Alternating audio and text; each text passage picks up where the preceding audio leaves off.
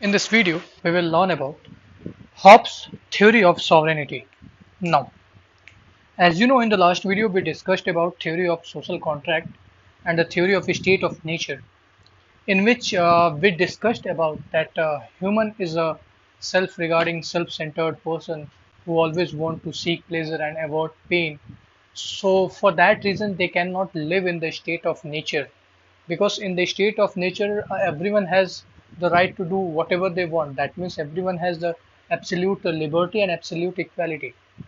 So because of that, even a person can kill other for utilizing or for gaining some resources. So the state of nature will be a continuous arena of war, arena of fight. Everyone is fighting with each other because, as you know, resources are limited and the number of people are more. So that's why there are multiple people who are pursuing single resource, who just want to gain that resource, who just want to acquire that resource. So because of that, each one will always fight with each other, and the prime motive of a single person will be survival. So what will happen in that means in state of nature, as we know, the human nature is a power seeking and pleasure seeking animal. So because of the survival orientation, they cannot gain the pleasure, they cannot enjoy the pleasure.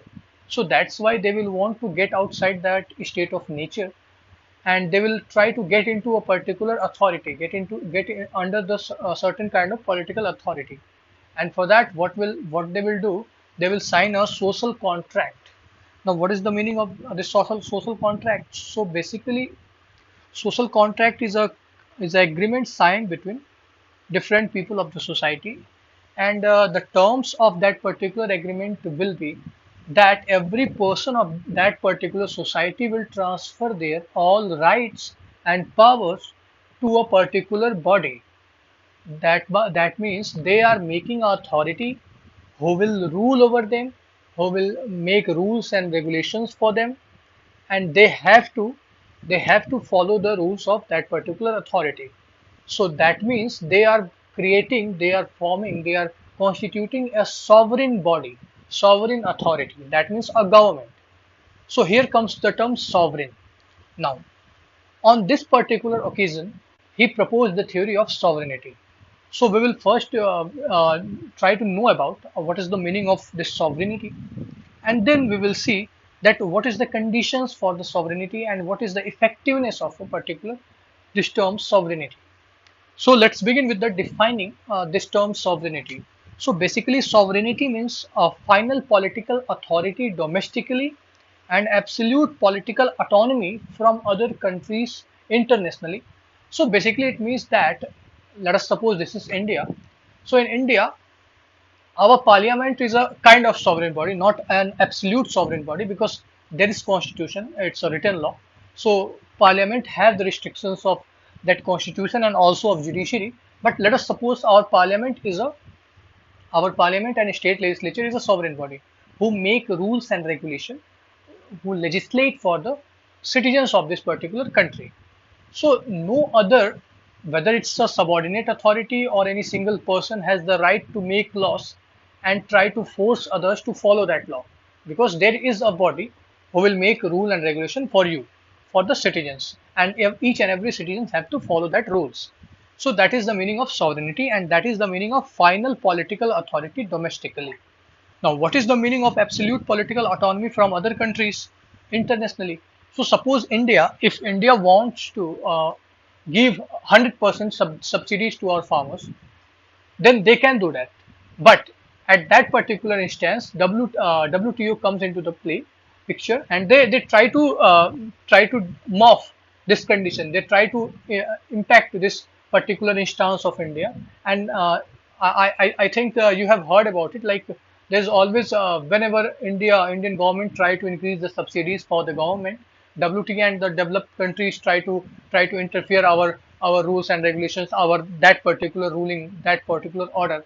So that means India have the sovereignty even from outside. That means no other country can interfere, can interfere, or you can say can change our internal policies, whatever we are doing. I mean, let me give you another example. As you know, in the case of CA and NRC, when there was protests happening in the NCR region, in Delhi region, so there are multiple countries who raised objections toward this particular legislation. That means CA, Constitutional Amendment Act, and NRC.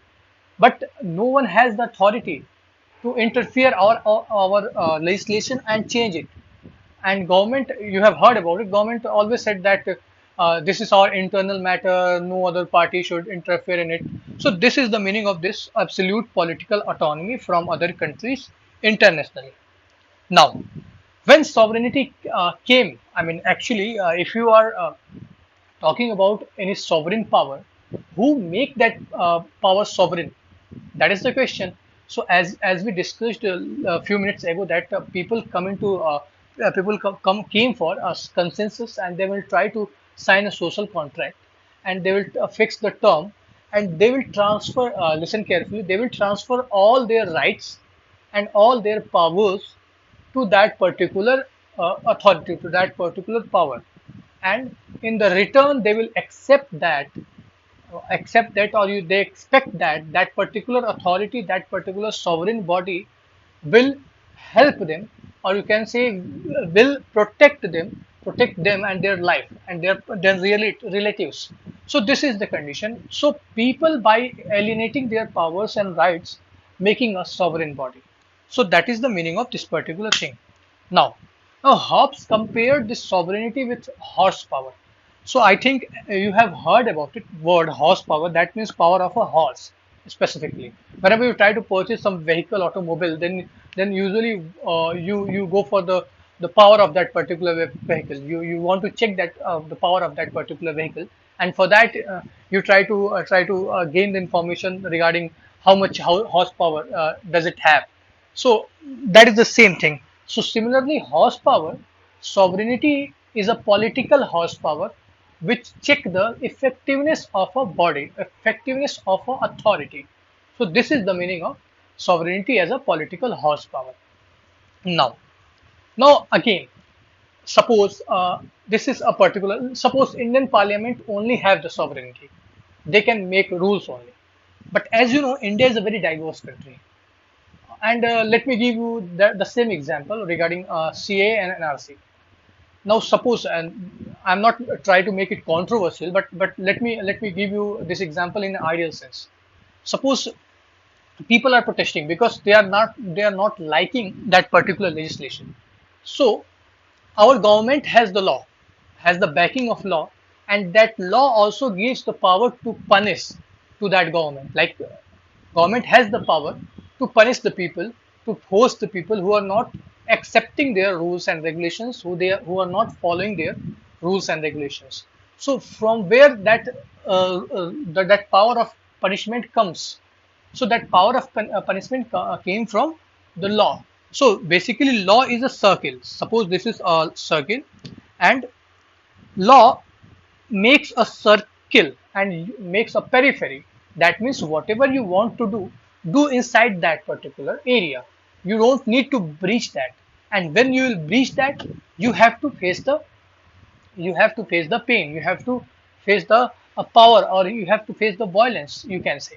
So that is the meaning, that sovereign power must be backed by legal laws, legal rules, that is law, and that law will provide that sovereign power right to punish, so that they can force those people who are not following their rules and regulation. Now, why Hobbes give this statement? I mean, we need to concern about it. Now, we need to check it. Why he proposed this particular statement? So, basically, as you know, in the state of nature, no one has any kind of limit on them. Basically, they have absolute liberty and absolute equality. So they can do whatever they want. But in that scenario, they end up fighting with each other and killing others, basically. So there must be something. There must be something. Try to listen. There must be something who force those people and try to streamline them. That means try to abide them by the law made by that authority, that sovereign body. So suppose there is 100 people in that particular state, and 90 people are following the regulations, the rules made by that sovereign body. But there are 10 people who are not following, and they are try to come up with their own laws and regulations. So what will happen that gradually that number 10 will increase, and after a few times you will see that there are 40 people who are not following the government, and there are 60 people who are following the government. So again, that particular sovereign body will fail, and that state will transform into a state of nature. So that was the fear of the Thomas Hobbes, and that's why he said that covenant without swords are but words. That means if there is a law and it hasn't any power of punishment, though it's just a words, nothing else. So he want to provide a legal backing, that means provide a law to that sovereign power, so that it can pursue the violent path, even a violent path for forcing people to abide by their laws. So that is the whole theory of sovereignty.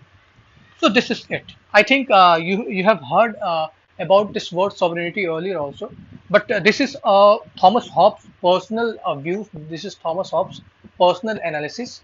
So I think you got it very clearly.